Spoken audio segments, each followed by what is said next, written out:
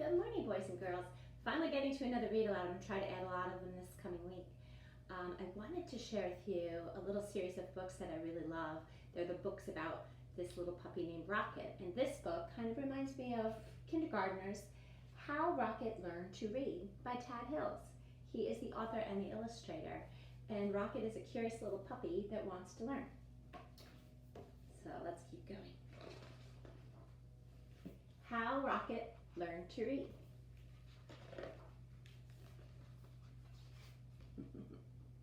Rocket loved to play. He loved to chase leaves and chew sticks. He loved to listen to the birds sing.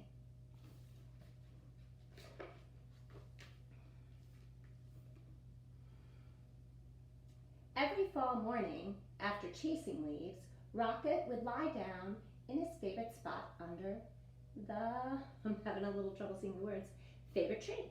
There he'd sniff the neighborhood smells and settle in for a good nap. I might have to look at it first and then turn it. But one day a little yellow bird startled Rocket. Aha, my first student. Wonderful, she sang. Rocket was confused. Student, I'm not a... But if I am your teacher, the bird interrupted, then you must be my student. Rocket found it hard to argue with this bird. Here's the little bird on his head. I'm so glad you saw my sign, the bird chirped. Oh yes, I can see it, Rocket said, but I don't know how to read. Can't read? Fantastic. She waved a wing. Welcome to my classroom. But I just came here to nap, Rocket said. No, there will be no napping in class, declared the bird, except, of course, during nap time.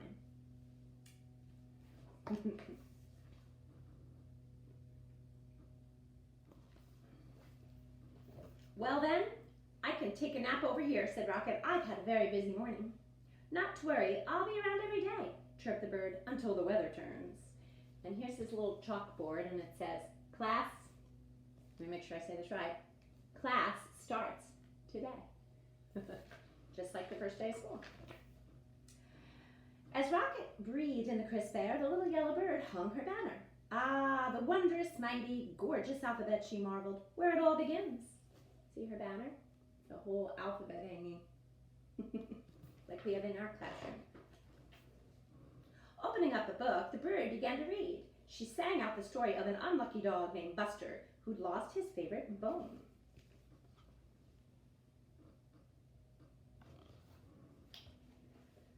A cool breeze carried her lively voice across the yard.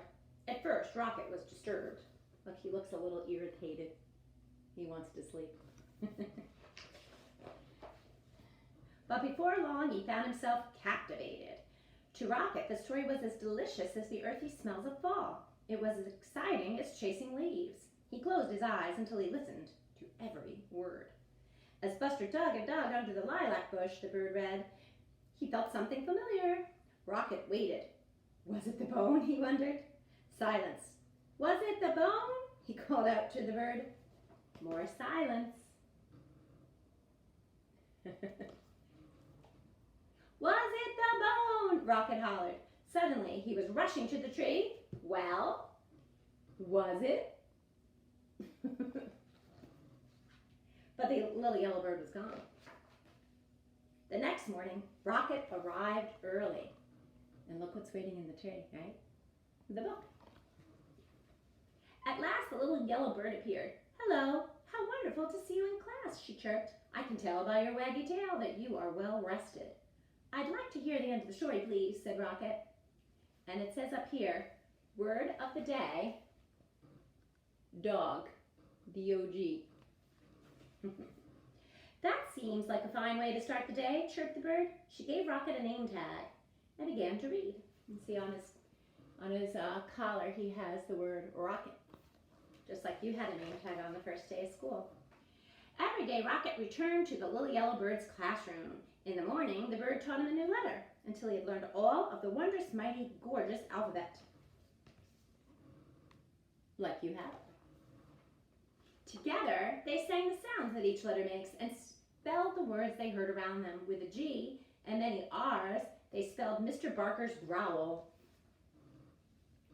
Grrr. I guess Mr. Mr. Barker as this other dog. Good name. They spelled the sound of the wind, which was growing colder by the day. Whoosh. Right, it has that WH whistle and the SH at the end. Whoosh. Soon they were spelling words like fall. All fall for the time of the year, and red for the color of the leaves. And each afternoon the bird read a story. She read stories about dogs and birds. She read about leaves changing colors and about birds flying south for winter. Then one day the weather turned and the letter banner disappeared. See you again in the glorious spring, the bird sang. And as she flew into the wintry sky, she called, don't forget, words are built one letter at a time. Oh boy. Do you think Rocket is surprised? Where is the little yellow bird going? The days grew shorter and the leaves fell from the trees. The grass became crunchy. Soon Rocket's classroom disappeared under the snow. He remembered the little yellow bird's alphabet and practiced his letters. Look, he's drawing letters in the snow. Can you see them? A, B, C. I think he only knows how to write the uppercase letters. It's what most people learn first. Rocket thought about the bird's sweet chirp while he sounded out words like dig. Let's tap it. D-ig, dig. And wind, w-ind, wind. And cold, k-old, cold. With a long O sound there. See, here's dig, D-I-G. Wind, W-I-N-D. And cold, C-O-L-D. He made new friends and spelled their names. Hello, Emma. Hello, Fred. He spelled everything. Sun, S-U-N. Melt, M-E-L-T. Ooh, I wonder what season's coming after winter. When Rocket spelled M-U-D, mud, he knew that spring, as it always does, had returned. It finally came here too, right? The breeze blew warmer and the grass grew greener and a sign appeared. Class starts tomorrow.